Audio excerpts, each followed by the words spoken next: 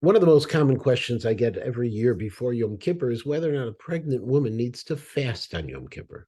Now, it's well established that a person who is dangerously ill on Yom Kippur need not fast, as the Gemara in Yoma and Daf Pei Bet Amud Aleph teaches. But what about a pregnant woman, where she's not dangerously ill, but there is a potential threat to life if she were to become dehydrated? Does she need to fast?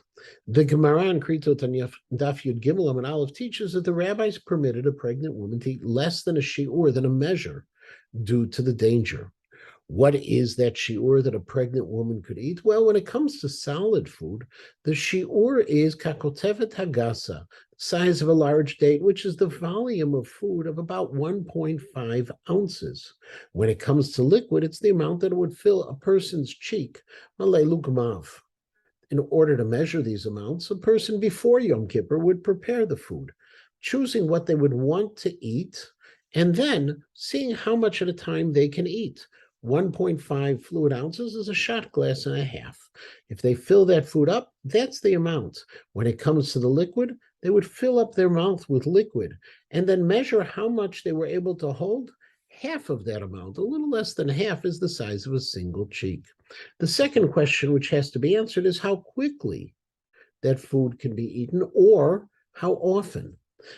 There we use the measure of kedei achilat pras, the amount of time it takes to eat a half a loaf of bread. The Mishnah Berurah in Tafresh Yud Chet Siv Katan Chof Aleph rules according to the Chatam Sofer that kedei achilat pras is the equivalent of 9 minutes, while the Aruch HaShulchan writes that it's 6 to 7 minutes, which means that if a person had a few crackers that were to fit into the 1.5 fluid ounces, every 9 minutes they could repeat and eat that amount again. Similarly, when it comes to liquids, every 9 minutes they could drink it again. Rabbi Ovadia Yosef is even more lenient when it comes to liquids and says that this would even apply in less than 5-minute intervals, which means that over the course of an hour, a person could have 10 to 12 1.5-ounce drinks, which would really add up and remove most of the concern that a person would have regarding a pregnant woman becoming dehydrated.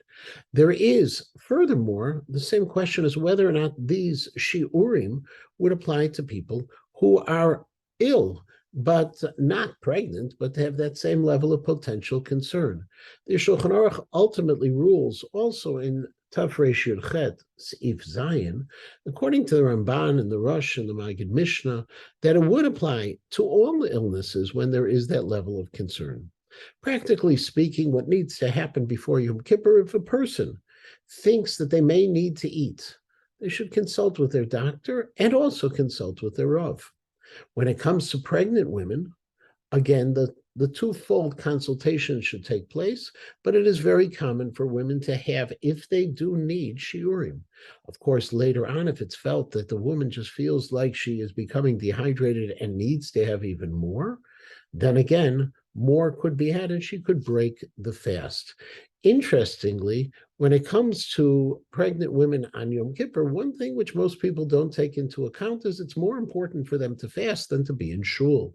And so therefore, if it would support their being able to fast, even while eating shiurim in a better fashion, they should stay home and daven at home instead of going to shul. This is something that is mentioned clearly in the Shmirat Shabbat Gilchata, chapter 39, paragraph 28, and also in footnote Tzadi Dalid.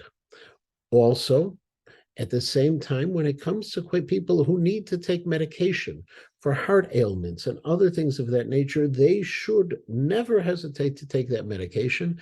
If some liquid is needed to be able to swallow, there, instead of using shiurim, they should use some other kind of liquid that's not normally something they would drink. So, for example, they could use a little bit of mouthwash to swallow, because that's not considered drinking in the sense of breaking the fast, but it is to make sure that you always take the necessary medication and not put yourself in a situation of danger.